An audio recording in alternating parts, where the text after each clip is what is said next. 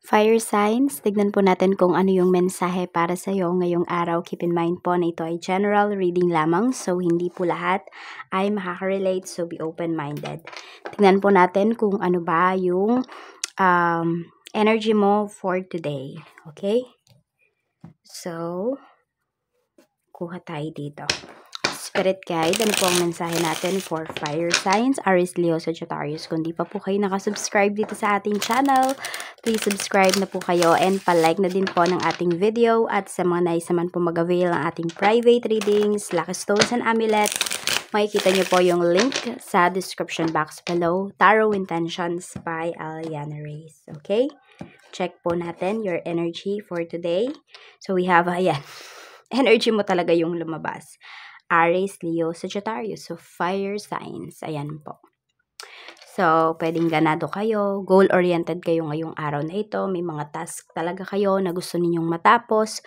So, pwede po na yun talaga yung mga pagtutuunan ninyo ng pansin. Alam mo yung hindi kayo magpapatalo. Kunwari, tinatamad kayo, ganyan, or wala kayo sa mood. Hindi, lalabanan nyo yun para magawa ninyo or matapos ninyo yung mga task ninyo for today. So, tignan natin kung kamusta ba pagdating sa family. Spirit guide, kamusta po ang family ni fire signs ngayong araw na ito? Tignan natin yung energy. We have, ayan, number 46. So, pwede po pagdating sa bahay, ayan, medyo mag-ingat lang, lalo na yung mga aalis na family members, you know, kung may nagda-drive lalo dito, so magdoble ingat. Pwedeng maipit sa traffic, ayan. Meron din pwedeng, pwedeng baka maaksidente, matumba kung may motor, ganyan. So, magdoble ingat po. At meron din dito, pwedeng family members mo na uuwi. Okay? I mean, pwedeng nasa malayong lugar or nasa ibang bansa. So, may pwedeng mga balikbayan, ganyan po. So, medyo busy. Okay? Ngayong araw na ito. Pwede rin naman kayo yung may pupuntahan na medyo malayo-layo kasi. Yung pupuntahan po ng iba sa inyo. So, baka nakaplano talaga to. At yan, pupuntahan nyo na para tapos na, 'di ba? Baka magtampo sa inyo yung tao na yon. Family member po yan. Or could be relatives. Tignan natin pagdating naman po sa, ayan, mga friends mo. Sa mga friends mo naman, medyo mag-iingat ka daw dito. Yes, meron kang mga pwedeng pagkatiwalaan, pero hindi daw lahat. Yan yung sinasabi sa'yo dito. Sabi ni Universe. Tapos meron ka ding mga makikita na acquaintances mo lang naman, pero feeling close sa'yo. Yan. Pwedeng, colleagues mo lang, tapos feeling close. Yon, akala nila friends mo na sila. Ganyan. Basta mga nag-feeling. Yan, meron ding mga ganyang tao. Or pwede rin naman na manghihingi sa'yo ng favor ngayong araw. Pwedeng nanghingi na sa isa pero natanggihan tapos sa'yo ulit magta-try. So, nasa sa inyo na yan kung tatanggihan nyo ba or hindi. Tignan natin pagdating sa iyong love life. Kamusta naman? Kamusta po ang love life? Spirit guide. So, we have naman number 8. Okay, pagdating naman dito sa relationship po ninyo, for some of you, kung kayo ay nakikipag-date, ganyan. So, pwedeng medyo disappointed kayo doon sa person na dinate ninyo or ka-talking stage po ninyo. Kasi, pwedeng hindi niya na-meet yung standards mo. For some of you naman, pwede po na nangako yung tao na to, okay, by 10, magme-message ako sa'yo. Pero late.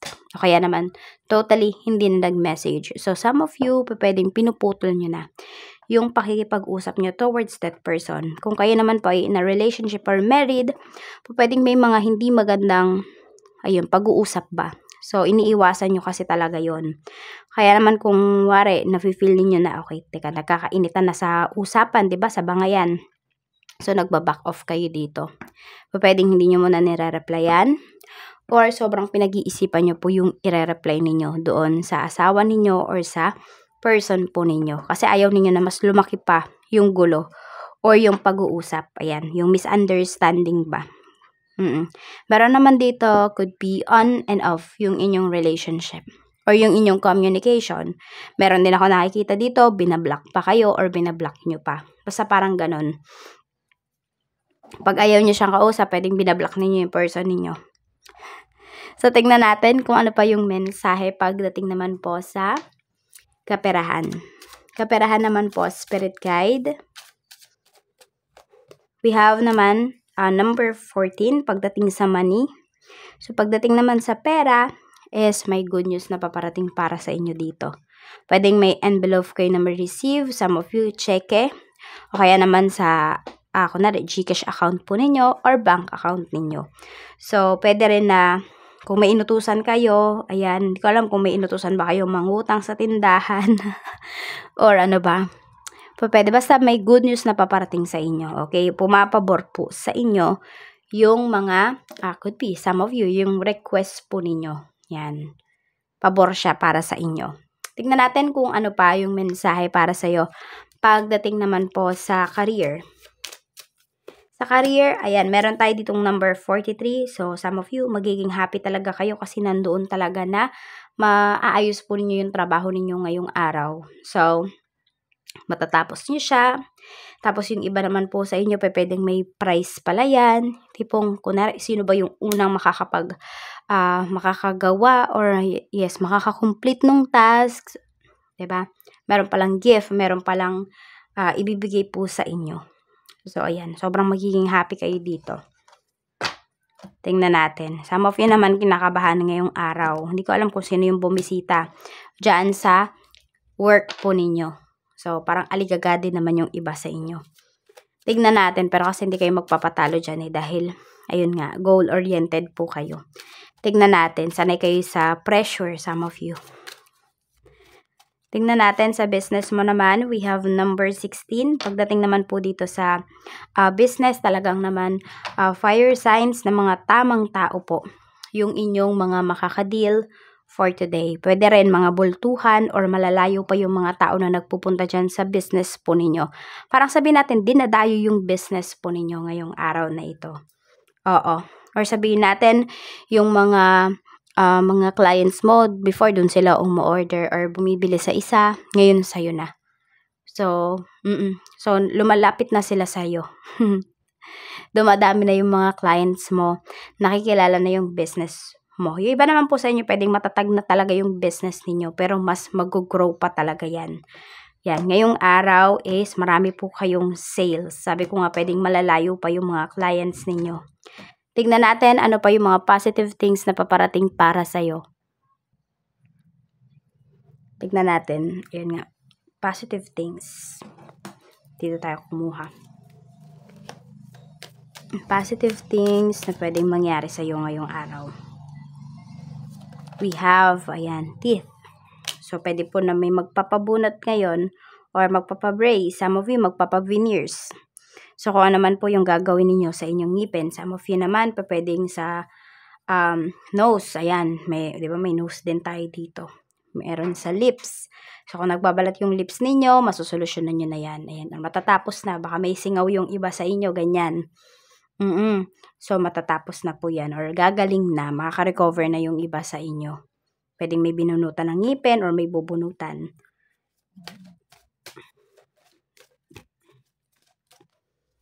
Meron tayo ditong church, temple, and mosque. So, yan. Meron din naman po dito, maaaring mas nagiging stable, or sabihin natin mas tumatatag yung faith po ninyo sa mga pinapaniwalaan ninyo. So, iba-iba yan. Iba-iba naman tayo ng religion, ng mga pinapaniwalaan. So, we should respect na lang talaga kung ano ba yung mga pagkakaiba natin. Okay? Or iba't iba nating pananaw.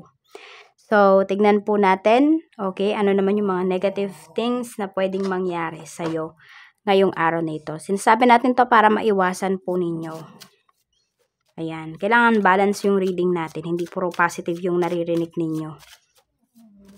Diba? Para nag-iisip pa rin kayo, you should have, critical thinking. Oh, we have number 26. Okay.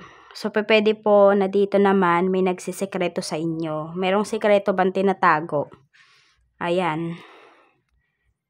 Okay, mukhang, ewan ko, parang hindi naman siya negative. More on, yung iba naman po sa inyo, pwedeng may sinisikreto, may surprise sa inyo. Yung iba naman po, pwedeng negative talaga to kasi hindi kayo sanay sa mga surprises na yan.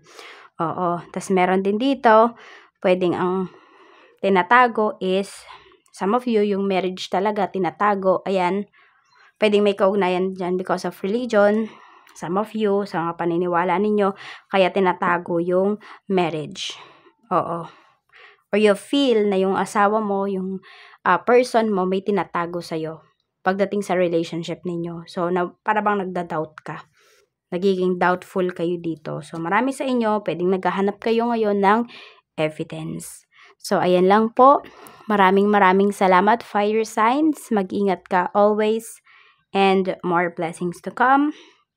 Ito po yung mga yung mga lucky numbers po ninyo. So, sasabihin ko na lang, we have number 46, 11, number 8, 23, 16, 26, 43, and 14.